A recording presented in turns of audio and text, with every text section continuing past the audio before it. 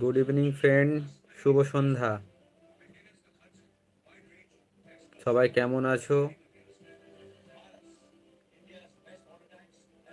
আমায় কমেন্ট করে জানিও। সবাই তো ভালো থাকতেই হবে, আর ভালো থাকো।